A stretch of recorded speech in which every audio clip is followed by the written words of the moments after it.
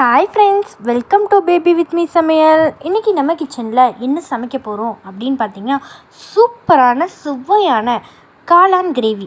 நம்ம மழை காலத்துலலாம் நம்ம வீட்டு பக்கத்துலேயே கிடைக்கிற காளானில் எப்படி கிரேவி செய்யலாம் அப்படின்னு பார்க்கலாம். வாங்க வீடியோக்குள்ளே போகலாம். இப்போது அடுப்பில் ஒரு கடாய் வச்சுக்கலாங்க. அதில் ஒரு 2 டீஸ்பூன் அளவுக்கு எண்ணெய் விட்டுக்கலாங்க.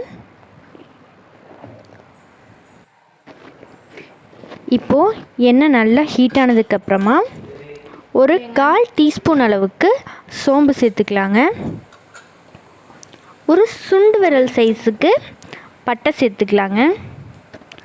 இது நல்லா பொரிஞ்சதுக்கப்புறமா நல்லா சின்னதாக நறுக்கி வச்சுருக்க வெங்காயத்தை ஆட் பண்ணிக்கலாங்க.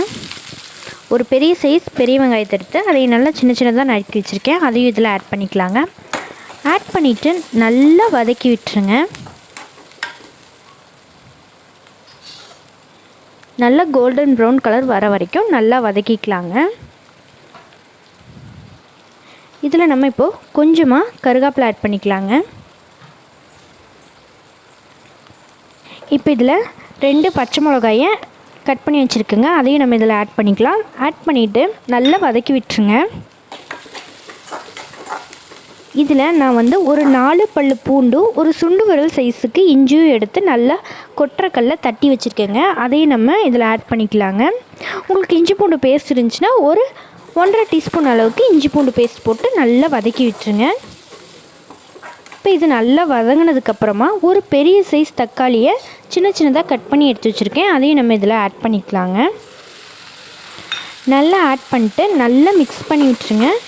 தக்காளி நல்லா மசியணும், அந்தளவுக்கு நல்லா வதக்கி விட்டுக்கலாங்க. ஒரு 2 நிமிஷத்துக்கு தக்காளி நல்லா வதங்கட்டுங்க. இப்போது இதே நம்ம நல்லா வதக்கி விட்டுக்கலாம். இதில் நம்ம இப்போது கொஞ்சமாக உப்பு ஆட் பண்ணிக்கலாங்க. ஒரு டீஸ்பூன் அளவுக்கு, சின்ன டீஸ்பூனில் 1 டீஸ்பூன் அளவுக்கு நான் சால்ட் உப்பு ஆட் பண்ணிக்கிறேங்க. ஆட் பண்ணிட்டா இன்னும் கூட தக்காளி நல்லா வதங்கிடும். இதையே நல்லா மிக்ஸ் பண்ணி விட்டுருங்க.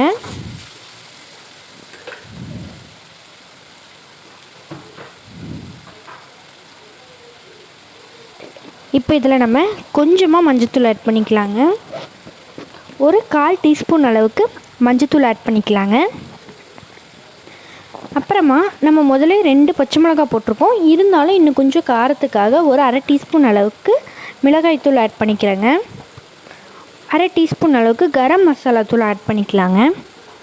ஆட் பண்ணிட்டு நல்லா மிக்ஸ் பண்ணி விட்டுருங்க. இப்போ இதில் நான் 1 டீஸ்பூன் அளவுக்கு மல்லித்தூள் ஆட் பண்ணிக்கிறேங்க. நம்ம வீட்லேயே அரைச்சி வச்சுருக்க மல்லித்தூளை ஆட் பண்ணிக்கிறேங்க. இப்போ இதெல்லாம் நல்லா வதங்கிடுச்சு. இதில் நான் கட் பண்ணி கழுவி எடுத்து வச்சுருக்கேன் காளானை ஆட் பண்ணிக்கலாங்க. இப்போ இது நான் கட் பண்ணலாம் இல்லைங்க, சும்மா பிச்சிங்கனாலே போதும். 2 பிச்சு அதை நல்லா வாஷ் பண்ணிட்டு இப்போ அதை நம்ம இதில் ஆட் பண்ணிக்கலாங்க. இப்போ இதை நல்லா மிக்ஸ் பண்ணி விட்டாச்சு. இப்போ இது நல்லா வதங்குறதுக்காக நம்ம கொஞ்சமாக தண்ணி ஆட் பண்ணணுங்க. ஒரு 1/4 டம்ளர் அளவுக்கு தண்ணி ஊற்றினா போதும். நிறையெல்லாம் தண்ணி ஊற்றவே வேண்டாம், ஏன்னா ரொம்ப தண்ணியாட்டு இருந்தாலும் நல்லா இருக்காது. அதனால் கொஞ்சமாக தண்ணி ஊற்றிக்கலாங்க. ஊற்றிட்டு இது ஒரு 2 நிமிஷத்துக்கு மட்டும் வேகறதுக்கு விட்டால் போதுங்க. ஏன்னா இது சீக்கிரமாக வெந்துடும். அதனால் ஒரு 2 நிமிஷத்துக்கு வேகறதுக்கு விடலாங்க. இப்போ இதை நம்ம ஓப்பன் பண்ணி பார்க்கலாம். பார்த்தாலே தெரியும் நல்லா வெந்துருச்சு. இதில் நம்ம கொஞ்சமாக தேங்காய் பால் ஆட் பண்ணிக்கலாங்க. ஒரு ஸ்பூனில் ஒரு 3 டீஸ்பூன் அளவுக்கு தேங்காய் பால் ஆட் பண்ணிக்கலாங்க. இப்போ தேங்காய் பால் ஆட் பண்ணதுக்கப்புறமா ஒரு நிமிஷத்துக்கு மூடி வச்சா போதுங்க. ஏன்னா தேங்காய் பால் ரொம்ப கொதிக்கணுங்கிறதெல்லாம் இல்லை. இப்போ இது பார்த்திங்கனாலே தெரியும் நல்லா கொதிச்சிருச்சு. இப்போது நீங்கள் நல்ல கிரேவியாக வேணும் அப்படின்னா கூட தேங்காய் பால் கம்மி பண்ணிவிட்டு யூஸ் பண்ணிக்கலாங்க. இப்போ இது ரெடி ஆயிடுச்சு. இதை நம்ம பிளேட்டுக்கு மாற்றிட்டோம். இதை நீங்கள் சப்பாத்தி, சாதம், இட்லி, தோசை எதுக்கு வச்சு சாப்பிட்டிங்கனாலும் அவ்வளோ சூப்பராக இருக்கும். நார்மலாக நம்ம செய்கிற காளானை விட இதோட டேஸ்ட் அவ்வளோ நல்லா இருக்குங்க.